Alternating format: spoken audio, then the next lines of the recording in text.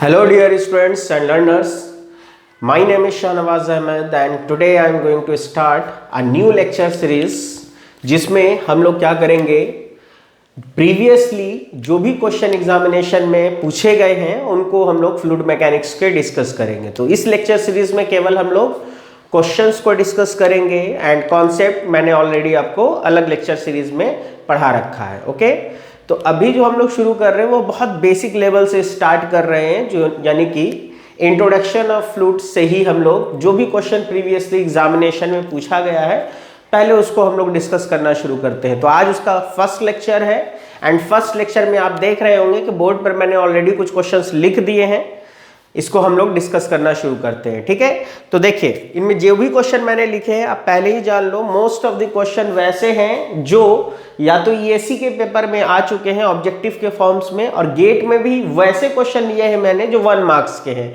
अभी न्यूमेरिकल नहीं लिखा है मैंने, फिलहाल हम लोग बेसिक लेवल से चलेंगे, फिर आगे चलेंगे तो हम गेट के न्यूमेरिकल्स और बड़े क्वेश्चंस को भी डिस्कस करेंगे। ठीक है, आज हम लोग बेसिक लेवल के क्वेश्चंस को देख रहे हैं जो 1 मार्क्स के क्वेश्चन हैं, और इनमें जो भी क्वेश्चन लिखे गए वो सब ईएससी एंड गेट में पूछे जा चुके हैं। ठीक है, देखिए तो सबसे पहला क्वेश्चन अगर हम लोग डिस्कस करें, सबसे पहला क्वेश्चन डिस्कस करें तो बोर्ड पर आपको दिख रहा होगा, फर्स्ट क्वेश्चन में आपको लिखा है कि फॉर अ न्यूटोनियन फ्लूइड, और मैंने इसके बगल में जबकि लिख दिया है कि ये गेट 2066 एंड 1995 में ऑलरेडी पूछा गया है, यानी कि यहां पर आपसे पूछा जा रहा है कि न्यूटोनियन फ्लूइड के लिए कौन सा स्टेटमेंट सही है। तो देखिए हम लोगों ने न्यूटोनियन फ्लूइड को पढ़ रखा है और हम लोग जानते हैं कि न्यूटोनियन फ्लूइड वो होता है जो न्यूटन्स लॉ ऑफ किसको फॉलो करेगा, विस्कोसिटी को। और न्यूटन्स लॉ ऑफ विस्कोसिटी हम लोग जानते हैं क्या होता है, shear stress is equal to mu du by dy। और ये कहां से आया था, तो ये आया था आपको कि shear stress is directly proportional to shear strain rate, याद कीजिएगा। ठीक है, तो हमने आपको ऑलरेडी बता रखा है कि shear stress is directly proportional to shear strain rate या डिफॉर्मेशन रेट। तो आप उसी को न्यूटन्स लॉ ऑफ विस्कोसिटी कहते हैं। अब इसमें पढ़ के आप देख लीजिए, यहां पर आप पढ़ेंगे तो आपको पता चलेगा कि एक ही स्टेटमेंट है जो करेक्ट है, वो ये कि shear stress is proportional to the rate of shear strain.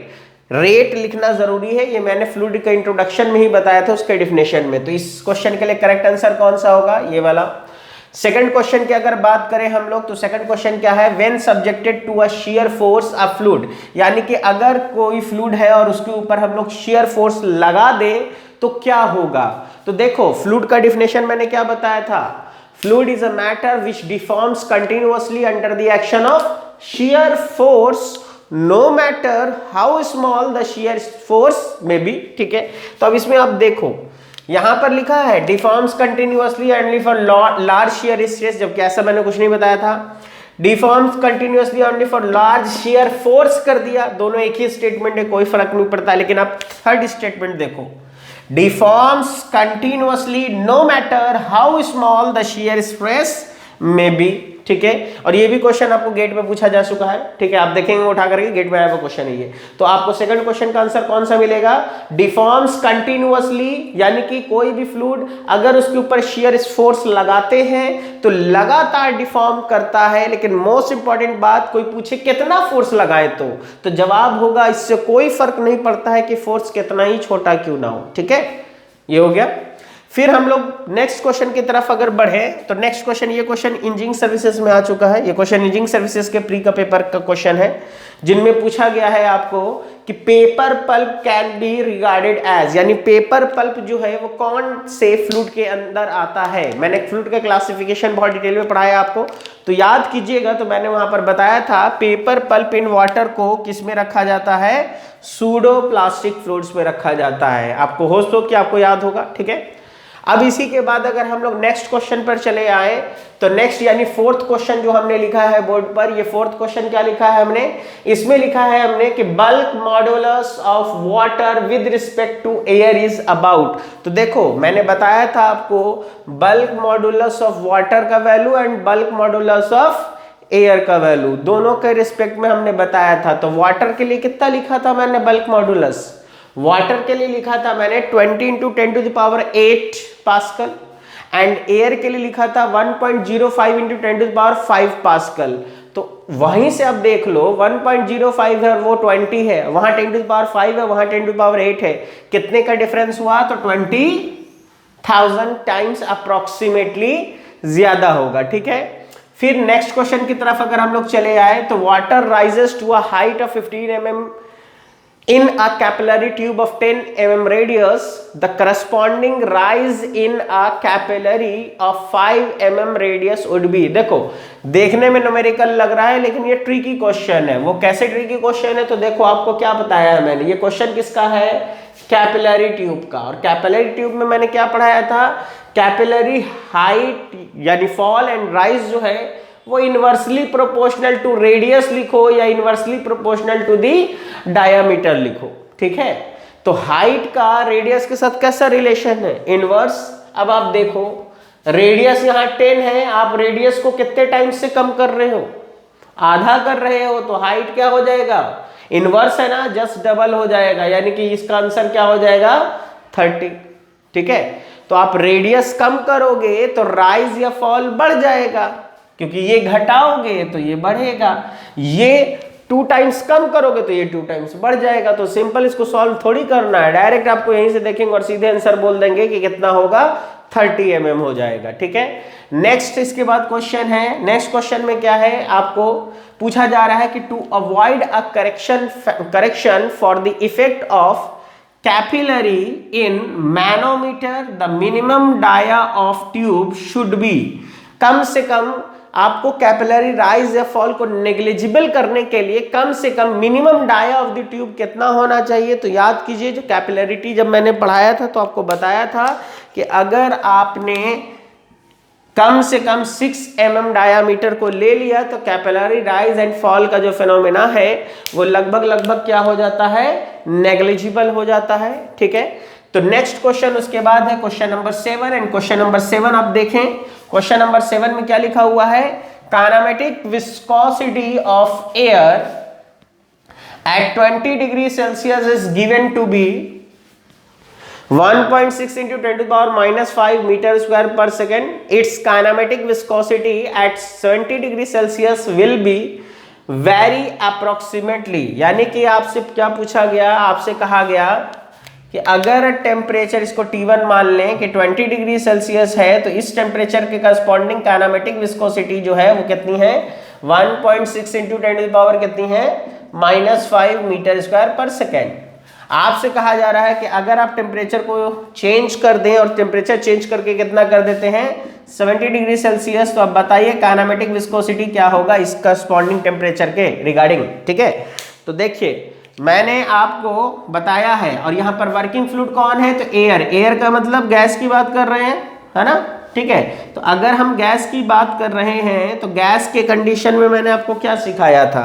मैंने आपको गैस के लिए बताया था कि गैस की kinematic viscosity directly proportional to temperature के पावर 3/2।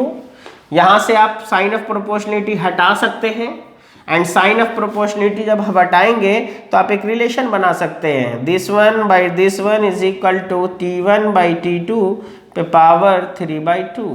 ठीक है, अब आप क्या करोगे? T1 पता है, T2 पता है, यहाँ रख दो।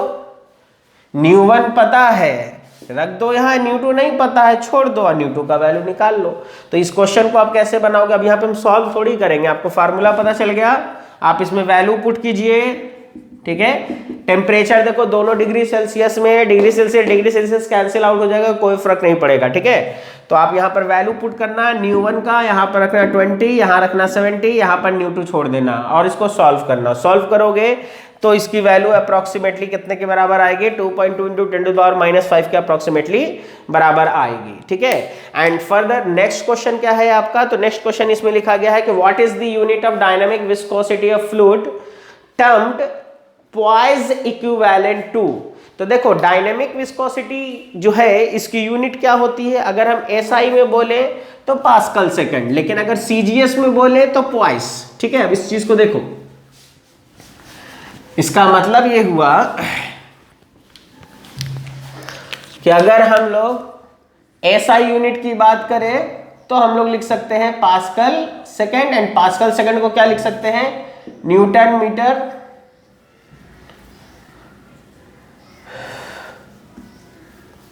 पास्कल है ना, न्यूटन फोर्स अपॉन एरिया हो गया, डेट इज की न्यूटन फोर्स मीटर स्क्वायर, ठीक है, इनटू सेकंड लिख सकते हैं, ठीक है।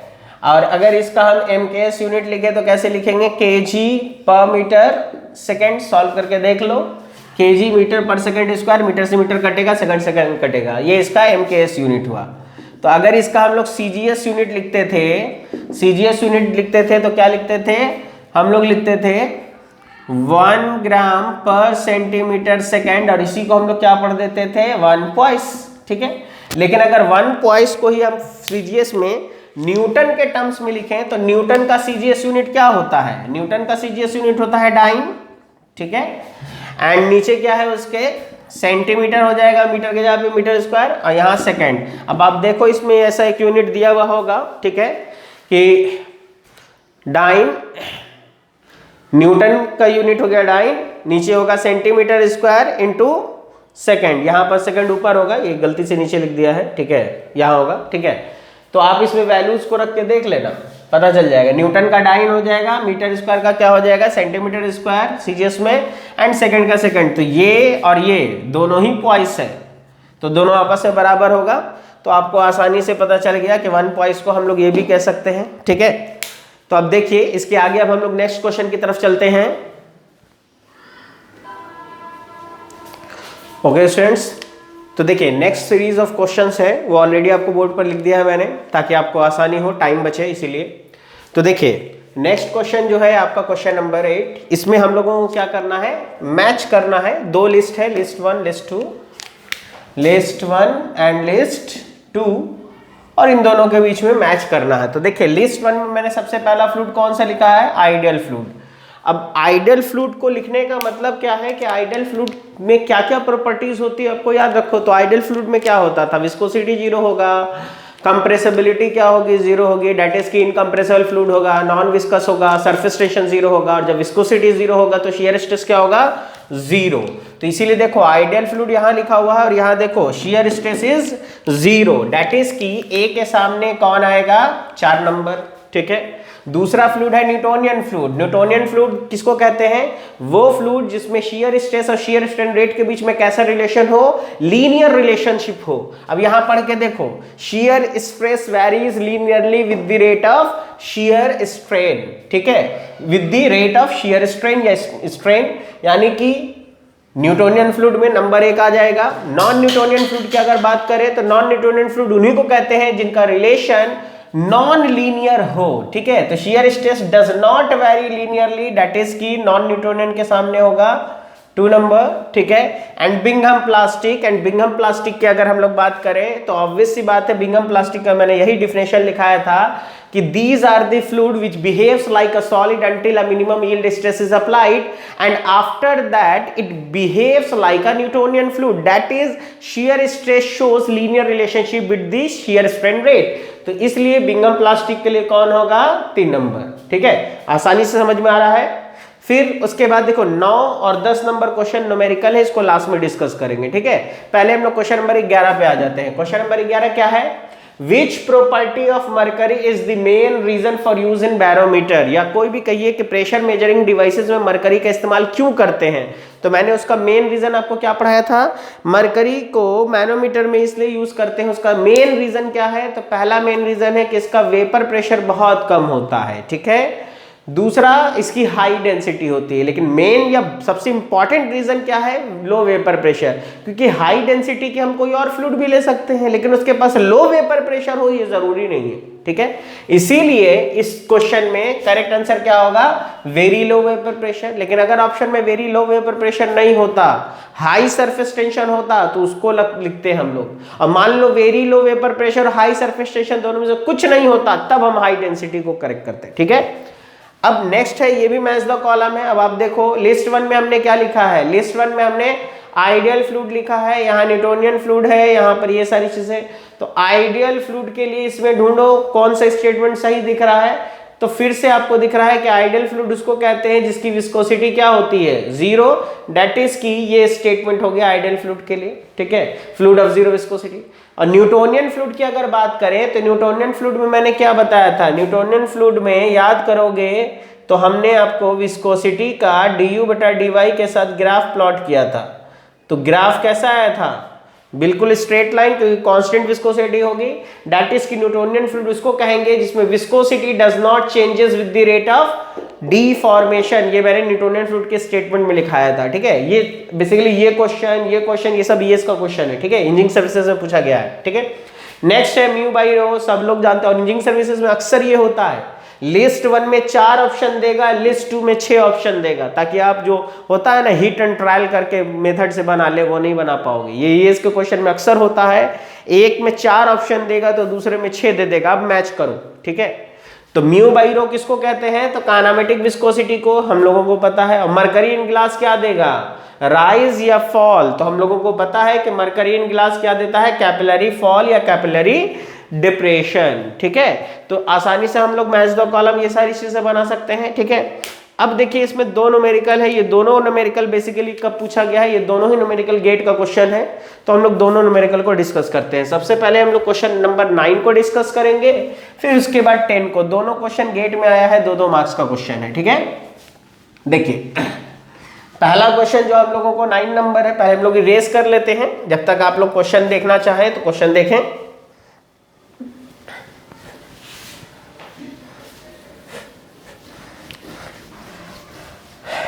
तो देखिए अब हम लोग क्वेश्चन नंबर 9 को देखते हैं। कहा गया है कि हाइड्रोलिक सिलेंडर है जिसको कंप्रेस किया गया और इसकी इनिशियल वॉल्यूम 2 मीटर से कितनी हो गई, इतना। तो सबसे पहला काम क्या करना है, गिवन डेटा नोट करना है। V इनिशियल यानी वॉल्यूम है ना, तो वॉल्यूम को हम लिख देंगे VI, इनिशियल कितना था 2 मीटर क्यूब, फाइनल कितना हो गया तो 1.96 मीटर क्यूब, क्योंकि वॉल्यूम डिक्रीज करेगा कंप्रेस करेंगे तो, ठीक है, वॉल्यूम कम हुआ है। If the pressure of the oil cylinder is changes from 40 megapascal, यानी कि P इनिशियल जो प्रेशर था वो 40 मेगापास्कल था एंड फाइनल प्रेशर कितना हो गया है 80 मेगापास्कल। क्वेश्चन में गिवन है, लिख दिया हमने। During the compression find the bulk modulus of elasticity, that is की K का वैल्यू आपको निकालना है। K बराबर क्या होता है, तो K बराबर हम लोग जानते हैं VI into dP upon dV, ठीक है। ये हम लोग लिख सकते हैं, या सिंपल V इंटू ऐसे लिख सकते हैं।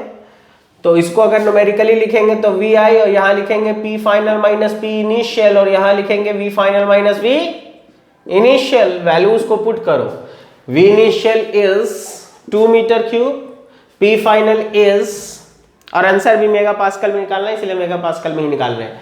P final is 80 minus 40 divided by final is 1.96 और माइनस साइन होगा, यहाँ पर नेगेटिव साइन होगा, ठीक है। 1.96 माइनस 2, ठीक है।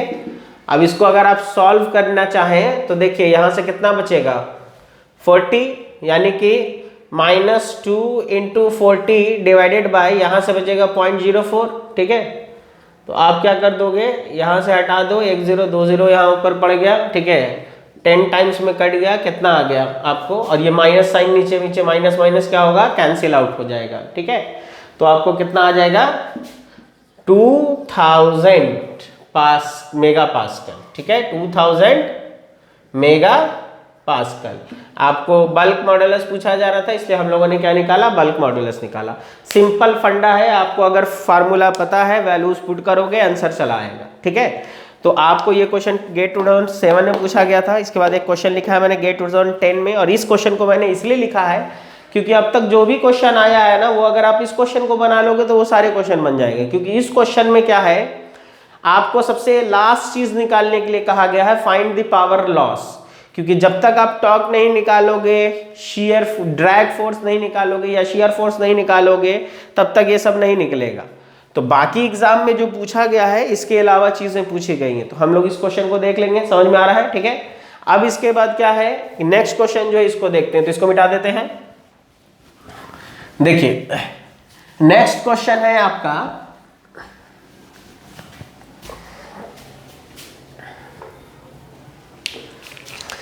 कहा गया एक लाइटली लोडेड जर्नल बियरिंग है having diameter 50 mm and Bush bore diameter is इतना। तो ऑब्वियस सी बात है, देखो जो डायामीटर कम है और ये ज्यादा है, बुश मतलब जिसमें वो शाफ्ट फिट होगा, ठीक है। तो आप सबसे पहले ऐसा करो, एक डायग्राम बना लो छोटा सा। जब भी इस तरह क्वेश्चन दिया जाए आसानी हो इसलिए आप क्या कर लिया करो, डायग्राम बना लो, ठीक है, इस तरीके से आप शो कर दो।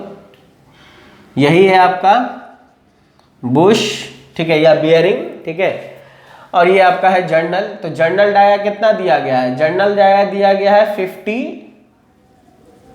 mm, ठीक है, और इसको हम क्या कर रहे हैं, जर्नल डाया को स्मॉल डी से सपोज दैट डिनोट कर रहे हैं। और जो बुश डाया है वो कितनी है, तो 50.50 mm है, और इसको हम कैपिटल डी से सपोज दैट डिनोट कर रहे हैं, ठीक है। और ये जो लेंथ है यहां से लेकर के यहां तक की ये कितनी है, तो 20 mm लेंथ है, ये क्वेश्चन में दिया हुआ है, देखिए यहां पर लिखा हुआ है बुश लेंथ ऑफ 20 mm, ठीक है, हमने लिख दिया। बुश फिक्स होगा जबकि ये क्या कर रहा होगा, रोटेट कर रहा होगा, और कितने आरपीएम से घूम रहा है, तो n is equal to 1200 RPM, 1200 RPM यहां पर क्वेश्चन में लिखा गया है, ठीक है। और देखिए इसमें और क्या दे रहा है, इसके अंदर जो भी लुब्रिकेंट यहां पर हमने फिल्ड किया है उस लुब्रिकेंट की डायनामिक विस्कोसिटी है, और डायनामिक विस्कोसिटी कितनी है 0.3 पास्कल सेकेंड, 0.3 पास्कल सेकेंड। ये मुझे कैसे पता चला कि डायनामिक विस्कोसिटी काइनेमेटिक विस्कोसिटी है, इसकी यूनिट देख करके, ठीक है। अब देखिए ये आपको क्वेश्चन में दिया गया है, आपको क्वेश्चन में कहा गया है find the power loss. Simple सा फंडा है, देखो अगर पावर लॉस चाहिए तो टॉर्क इनटू क्या करना होगा, एंगुलर वेलोसिटी ओमेगा करना पड़ेगा, पावर लॉस निकल जाएगा। तो अब देखो उन सब के लिए पहली चीज तो ओमेगा चाहिए, दूसरी चीज क्या है कि इनमें सब कुछ निकालना पड़ेगा आपको। तो देखो अगर मेरे को पावर चाहिए, टॉर्क इनटू ओमेगा है, तो टॉर्क को क्या लिखेंगे, शियर फोर्स इनटू एरिया, ठीक है, सॉरी शुरू से करते हैं, शियर स्ट्रेस इनटू एरिया लिख दिया अगर मैंने, तो शियर स्ट्रेस इनटू एरिया क्या हो गया, shear force, and shear force को अगर हम रेडियस से मल्टीप्लाई कर दें तो क्या बन जाएगा, टॉर्क, एंड टॉर्क को किससे मल्टीप्लाई कर दें, ओमेगा से। तो अब आप यहां पर सबसे पहली चीज ये देखो n दिया हुआ है, n दिया हुआ है तो हम लोग सबसे पहले क्या निकालेंगे, जानते हैं ओमेगा इज इक्वल टू कितना होगा, 2 पाई n बाई 60, वैल्यू पुट कीजिएगा, सॉल्व कर लीजिएगा, आ जाएगा 2 पाई n बाई 60 करके आप ओमेगा निकाल लेंगे, पहली चीज। दूसरी चीज लीनियर वेलोसिटी चाहिए होता है हम लोगों को, क्योंकि शियर स्ट्रेस को कैसे लिखेंगे हम लोग, म्यू du बाई dy, ये आपको मीटर पर सेकंड में होना चाहिए, ठीक है। एरिया के लिए हम लोग वो एरिया लेंगे जो इसके कांटेक्ट में होगा। तो आपको वेलोसिटी अगर चाहिए तो वेलोसिटी के लिए क्या करोगे, v is equal to R into omega, यानी कि तुम इसको ऐसे भी लिख सकते हो pi D N by 60, pi, या तो आप इसको अगर निकाल रहे हो, यहां पर निकाल चुके हो तो क्या करो, आर लेना, ये वाला स्मॉल आर की बात कर रहे हैं, ये है स्मॉल आर, और ये अगर होगा तो ये होगा कैपिटल आर। तो हमेशा याद रखो जो रोटेट करेगा उसी का रेडियस लेंगे। तो आर का वैल्यू आप यहां पर से ले लेना, ठीक है, 25 mm है, 10⁻³ मीटर में हो जाएगा, और ओमेगा का जो भी वैल्यू है रख देना, v निकल गया। जो v निकलेगा, देखो ये फिक्स है, ये रोटेटिंग है, तो लीनियर दोनों के बीच में रिलेटिव वेलोसिटी जो होगी वही होगी जो यहां पर निकलेगा। तो यही आपका क्या होगा, रिलेटिव वेलोसिटी du। अब आपको चाहिए क्या, दोनों के बीच का गैप। गैप कैसे निकालोगे, तो गैप क्या करना, capital D minus small d by 2, मैंने पहले भी बताया है, पूरे में से इसको काटोगे तो यहां दोनों तरफ गैप आ जाएगा, जबकि लुब्रिकेंट जो है ऐसे लपेटा हुआ है ना इसके ऊपर, तो एक ही तरफ से गैप लेने की जरूरत है। तो capital D minus small d by 2 करके करेंगे तो हम लोगों को गैप निकल जाएगा। और याद रखिएगा सारी चीजें एसआई में होना चाहिए, यानी ये मीटर में निकलना चाहिए, ये वैल्यू मीटर पर सेकंड में निकलना चाहिए, ठीक है, ये आपको क्या होना चाहिए, रेडियन पर सेकंड में निकलना चाहिए, यहां से आप सारी वैल्यू निकालेंगे, ठीक है। जब ये सब निकल जाए तो आप क्या करना, आप पावर का फार्मूला लिखना, ठीक है। तो पावर इज इक्वल टू आप लिखना म्यू du बाई dy, ठीक है, और एरिया निकालना है। तो एरिया कितना होगा, जहां तक लुब्रिकेंट है, लुब्रिकेंट केवल यहां से यहां तक होगा और पूरे कर्व्ड सरफेस पर होगा। तो कर्व्ड सरफेस एरिया क्या होता है, आपको कर्व्ड सरफेस एरिया होता है 2 पाई आर, 2 पाई आर उसका सरकमफ्रेंस हो जाएगा, ठीक है। और कितने हाइट तक जाना है, इनटू L, क्योंकि यहां पर जो इसका लेंथ है L वो कितना है 20 mm। तो आप क्या करोगे, एरिया निकाल लोगे, ठीक है। 2 पाई L कहो या pi small d into L, और एरिया किस में निकालना, मीटर स्क्वायर में, ठीक है। पाई पता है, स्मॉल d आपको पता है, L कितना है, जहां तक बुश होगा वहीं तक लुब्रिकेंट होगा, और बुश की लंबाई क्वेश्चन में दी गई है, ठीक है। ये वैल्यूज को निकालेंगे, ठीक है, यहां से, और यहां पर एरिया में पुट करेंगे। एरिया के बाद क्या चाहिए, स्मॉल r चाहिए, स्मॉल r हमको पता है, ठीक है, और स्मॉल r के बाद क्या चाहिए, ओमेगा चाहिए, ओमेगा हम निकाल चुके हैं। इसमें सारा वैल्यू निकाल के रख दो, आंसर अप्रोक्सीमेटली 37 किलोवाट के अप्रोक्स आ जाएगा, ठीक है। तो ये क्वेश्चन जो पूछा गया है ये बेसिकली कब का क्वेश्चन है, ये गेट 2010 में पूछा गया है। ज्यादातर एग्जाम में गेट में जो क्वेश्चन आया है, कभी कहता है कि टॉर्क निकालो। अगर टॉर्क सिर्फ निकालना होता तो हम लोग टॉर्क यहीं तक निकालते, ओमेगा से मल्टीप्लाई नहीं करते। अगर ओमेगा से मल्टीप्लाई नहीं करते तो लॉस इन टॉर्क निकल जाता, और अगर रेडियस से मल्टीप्लाई नहीं करते तो शियर फोर्स निकल जाता। तो आपको पावर लॉस कह रहा था, इसलिए हमने क्या कर दिया, ओमेगा से मल्टीप्लाई कर दिया। तो आप लोगों को करना क्या है, सारा वैल्यूज निकालना है, यहाँ पुट करना है, देखिएगा आंसर आ जाएगा 37 के अप्रोक्सीमेटली, ठीक है। तो देखिए आज के लिए हम लोग इतने ही क्वेश्चन रखते हैं। डेली हम लोग इसी तरीके से 15-15 क्वेश्चन के अप्रोक्सीमेटली डिस्कस करेंगे, और इसी तरीके से डेली अगर 15 क्वेश्चंस करते हैं हम लोग, तो एक वीक में अप्रोक्सीमेटली अगर हम लोग 5 डेज की भी बात करें तो 75 क्वेश्चंस 1 वीक में आराम से डिस्कस होगा। नो डाउट हर तरीके के क्वेश्चन डिस्कस किया जाएगा, न्यूमेरिकल भी, ऑब्जेक्टिव टाइप भी, ठीक है। Hope you will like the lecture, so please like, share and subscribe. Goodbye.